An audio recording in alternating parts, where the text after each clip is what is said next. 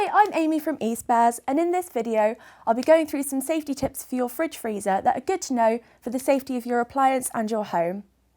If you're interested in safety tips in general for your household appliances, we'll link our playlist in appliance safety in the description and at the end of this video for you.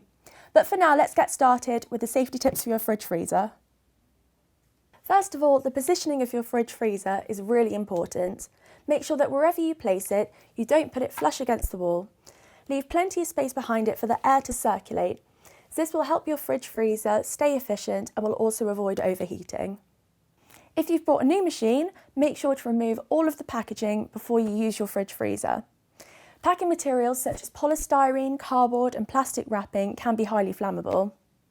Also, make sure to leave your fridge freezer stood for a few hours before you plug it in, especially if it was transported on its side, as this will allow the coolant to settle inside.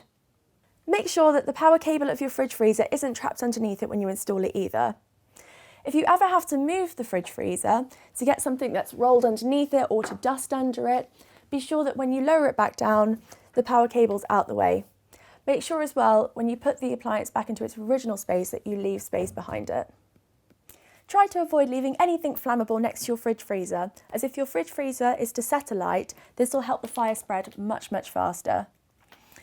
Old cardboard left for recycling next to your fridge freezer and post and documents left on top of your fridge freezer are habits best to be avoided. An overworked fridge freezer is not only more likely to fail sooner, but is also a risk of overheating. When picking a position for your fridge freezer, try to pick a cool place.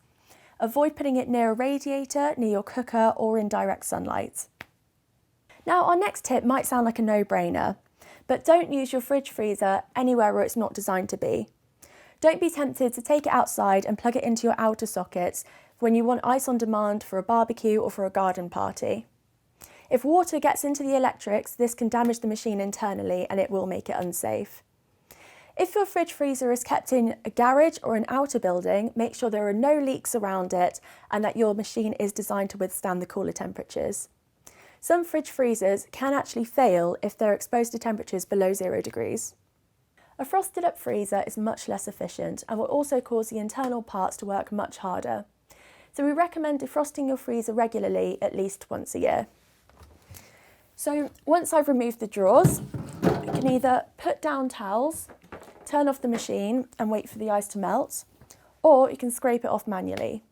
Just make sure if you do that you don't use any sharp objects or sharp metal knives, because this will damage the internal walls. You can get scrapers specifically designed for the job, or you can use a rounded plastic knife as a good substitute. Just make sure as well that you don't use heat to melt the ice, because this will damage your machine. Our next piece of advice is to make sure that you register your appliance if you haven't already done so, and check that it's not on any recall lists. Now, an appliance recall is when a serious safety issue has been raised by the manufacturer, so it's vital to be in the know about your appliances. For more information on appliance recalls, see our video that we'll link up here. Now, our final tip applies to all appliances, and that is to keep an eye on your machine and don't ignore the warning signs. In the case of your fridge freezer, look out for burn marks around your plug and plug socket. Listen out for buzzing or crackling sounds. Make sure that the outer casing isn't hot to touch. Make sure that the fuses aren't blown and that your appliance isn't tripping your household electrics. These are all warning signs that need to be investigated immediately. Thank you so much for sticking to the end of this video. We love an appliance safety enthusiast.